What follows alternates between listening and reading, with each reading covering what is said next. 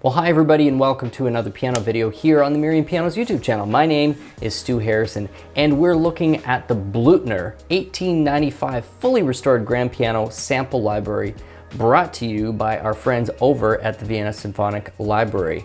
This is the very last piano that I will be reviewing from their particular collection, and it's one of the last VSTs we're going to take a look at for quite a while. We have been at this for, probably 7-8 months. We kind of got started in one of the COVID lockdowns, and it's a rabbit hole we haven't been able to pull ourselves out of. What a fascinating world of technology and piano knowledge that these piano VSTs kind of compel you towards. It's very cool stuff. Anyway, thank you so much for joining. We hope you will stick around and enjoy the whole video with us. If it's the first time that you are joining us here on YouTube, we would also ask you to subscribe, become a regular viewer, become a regular fan. There are tons of people from all around the world, love pianos, love being on this channel, so you will too. Comment, participate, become part of the community. We'd love to see you here. And remember to hit that notification bell. Without further ado, let's dive right in to this Bluthner VSL sample library right away.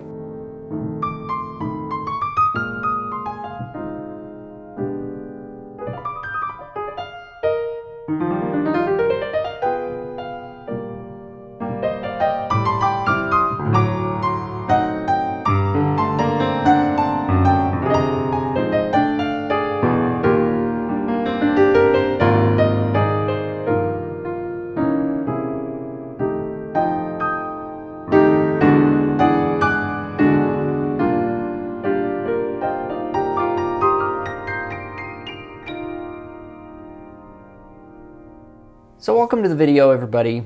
This is going to be the end of the line in a lot of ways for VST videos for, some period of time, probably 6 months or so. Why? We've run out. We are at the end of the line. This is the very last Vienna Symphonic Library that we are going to evaluate. And beyond that, or before that rather, we have done Garriton, we've done Piano Tech, we've done the Ravenscroft, we have done Ivory, we have done so many, Keyscape.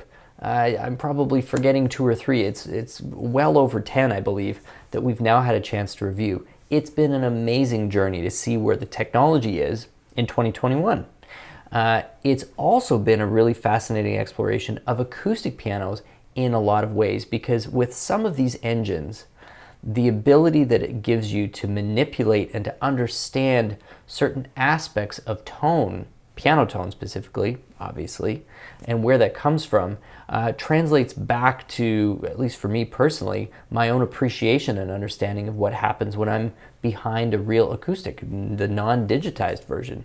So it's been just super cool. Really enjoyed it. Today we're looking at the Bluthner. This is an 1895 grand piano that they have sampled. I can't be the only one out there who's ever had this thought. And of course, we're just talking about piano players because no other human being on Earth has these thoughts other than piano players. But you must have thought to yourself as you're sitting behind a contemporary, a fairly recent example of a great 6, 7, or 9 foot grand piano, and think to yourself, wow, how close to these pianos, or the quality of these pianos, must the great 19th century romantic pianists have been able to experience? What were the pianos like that Brahms was playing on, or Liszt was playing on, or Chopin was playing on, or any of those things? And it was always kind of in the back of my mind that the pianos must have been pretty crappy. Their best version back then could not have possibly been anywhere close to what we were experiencing in our modern age. Well, maybe I was the only one who thought that. But anyway, let me know. I doubt it. Well, this sample library kind of gives us an opportunity to go back in time. This is a fully restored century instrument, like it's 130 years old. And they've rebuilt this thing perfectly. I don't know who did the rebuilding, but it's quite obviously been done by some very experienced artisans and craftsmen. And they've sampled it in their B studio. This is the same studio that the VSL did the 130 Bosendorfer as well as the 280 VC. So it's a slightly smaller space. And I'm not 100% sure what the measurement is on this Bluthner, but it appears to me to be somewhere around a 7-footer. Maybe a touch longer than a 7-footer, but it looks like it's there. Definitely not a 9-foot concert grand.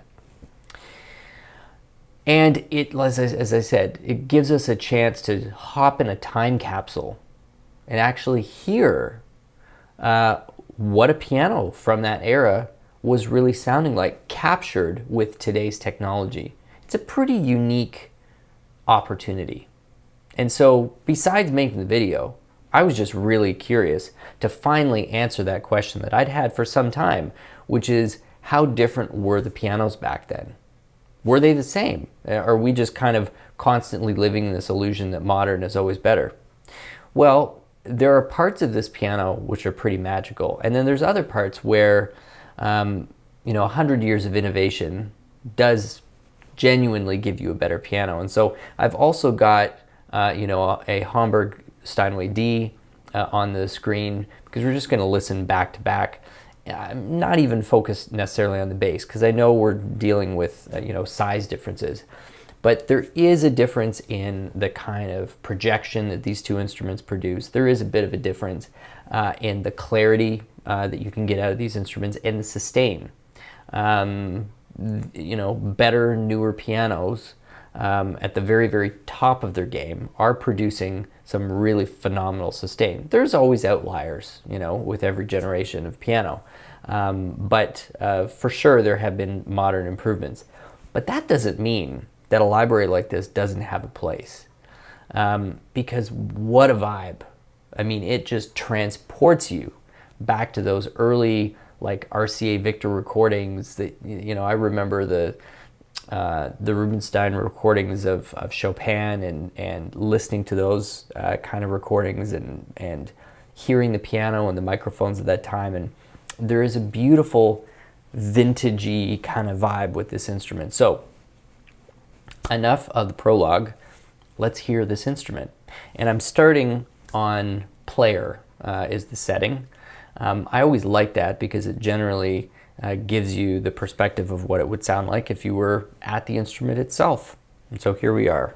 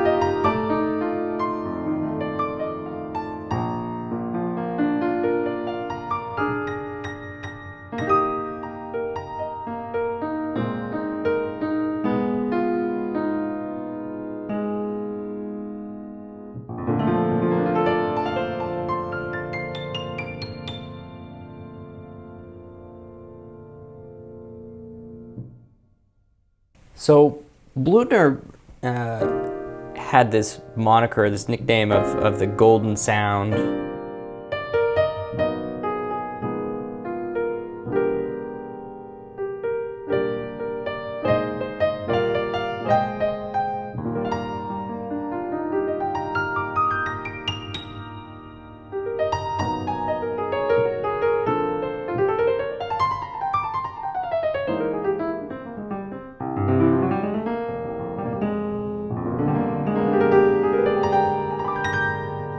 And a lot of that came from the treble, because they had this aliquot, this fourth string.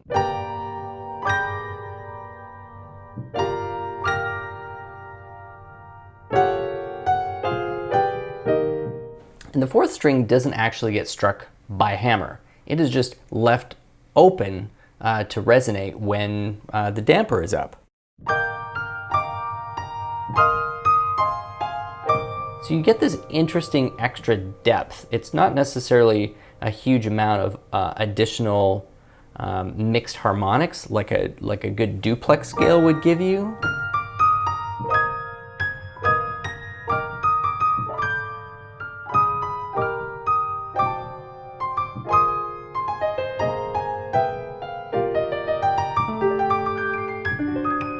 But it kind of acts like a duplex, but just an octave or two lower than what you'd normally be getting those duplexes in.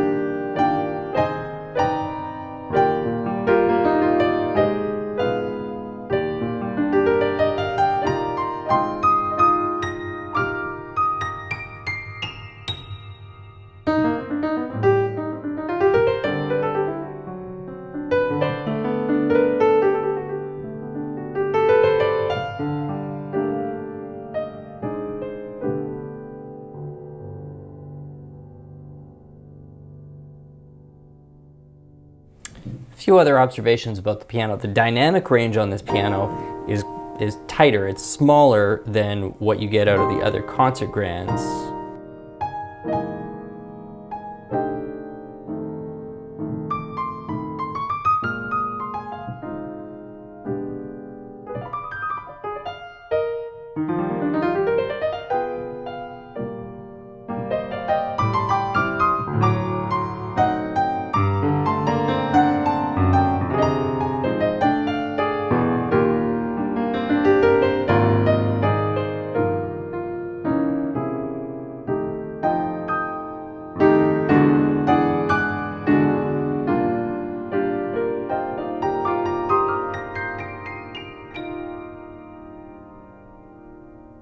But there certainly is this wonderful delicacy to the instrument.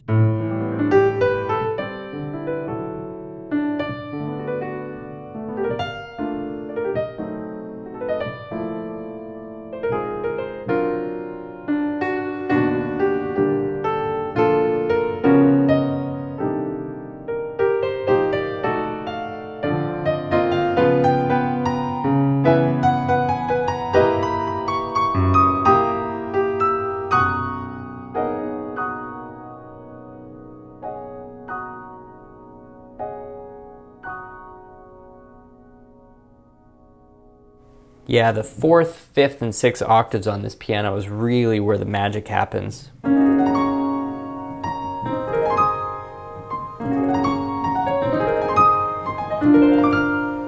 Quite unique. Now, a little bit of, I don't know, oral sorbet. Don't know why I said that.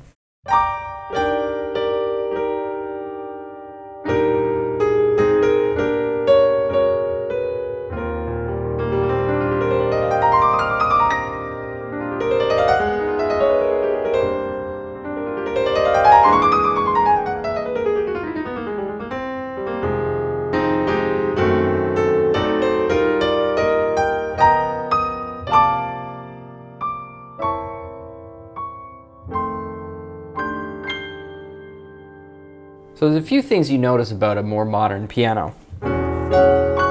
There's zero false beating, because I'm assuming being rebuilt, we're talking about the best strings, perfectly regulated, hammers fit to the strings, all of those things. So, you know, the differences that are left really are fundamental to the design of the piano.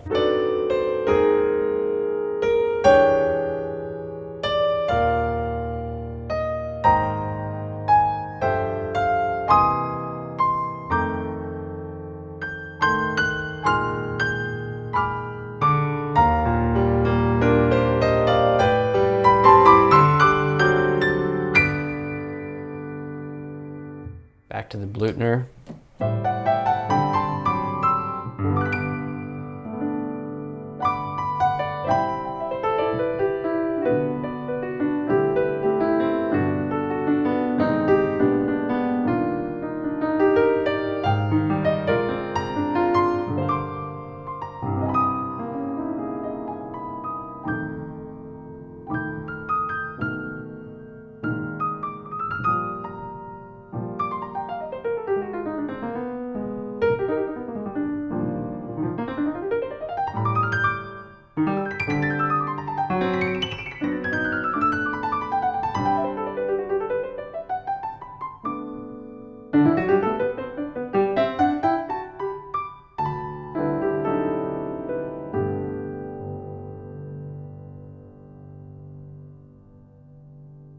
super different, but I was reading a comment from one of our regular viewers that this Bluthner library was actually their favorite of the VSL, which made me more intrigued to want to try it.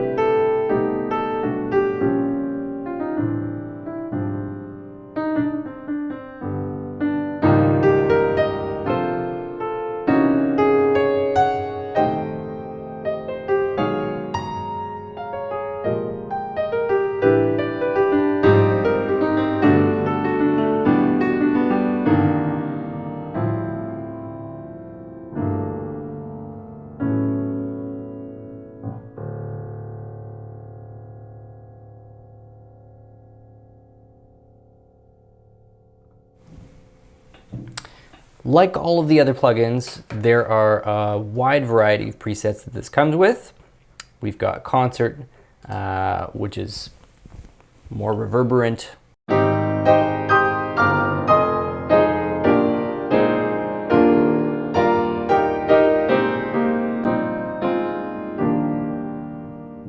Intimate.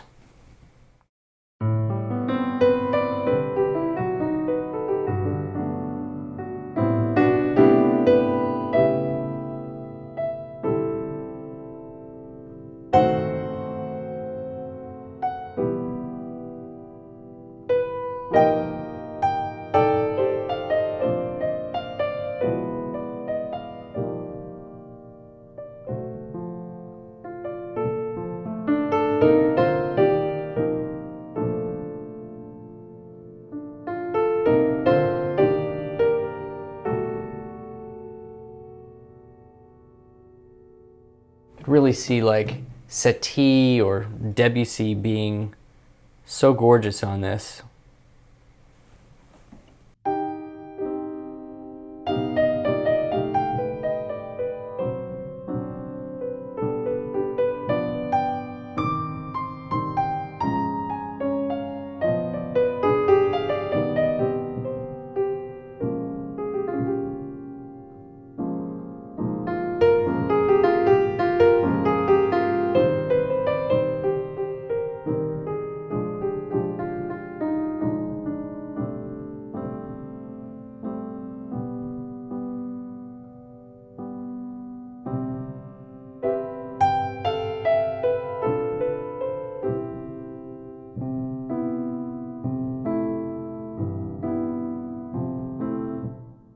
We've already listened to Player, Pop, likely to be compressed.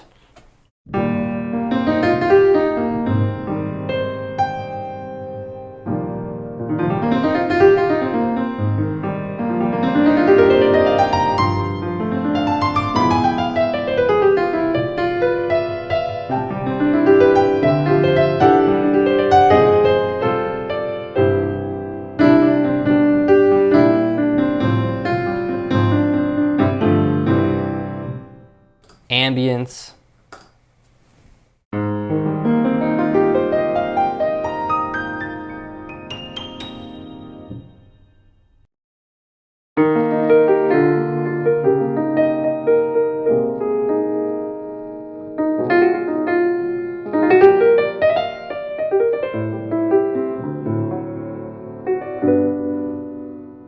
It's probably the nicest vintage setting of any of the VSLs that I've heard, that's for sure.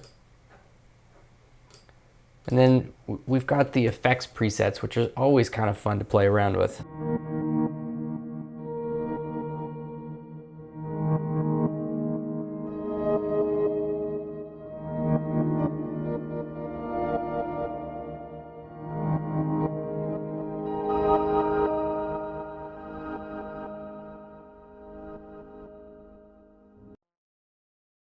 Yeah.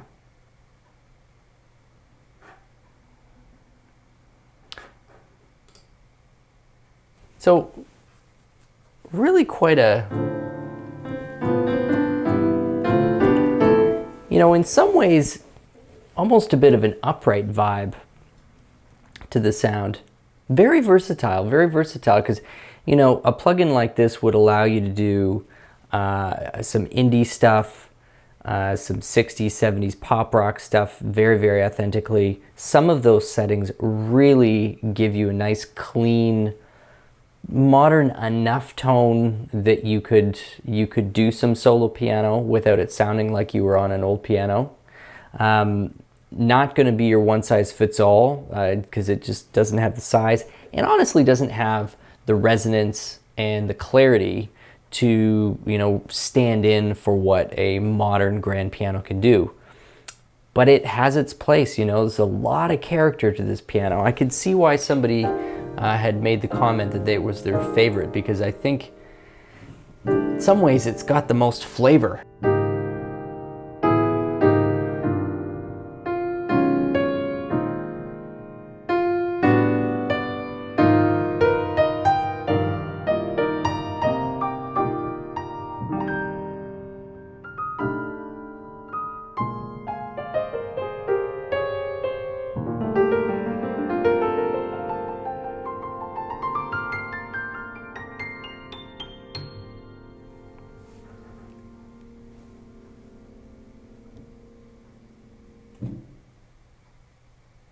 Well, there you go.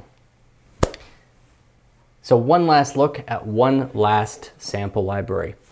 The Bluthner, an 1895 rebuilt grand piano recorded in the Synchron Studio B by Vienna Symphonic Libraries. One cool piano. You're going to want to definitely check that one out if you've got the need for any of those applications that I mentioned. Or you're just a piano aficionado and love having access to all of these different textures that the beautiful instrument that is piano is capable of giving us, especially when you can reach back through time, like this sample library just allows us to do, and hear what a perfectly prepped piano from 130 years ago might have sounded like. Thank you so much for watching. My name is Stu Harrison. This has been Merriam Pianos on YouTube, and if it's the first time that you have checked us out, or not the first time, and you're enjoying it, you know, you're liking learning all about these things, or maybe you're just digging the music or whatever it is, we'd really love if you were to hit that subscribe button and the notification bell, because we'd love to have you back for more. Thank you so much, and have yourselves a great day.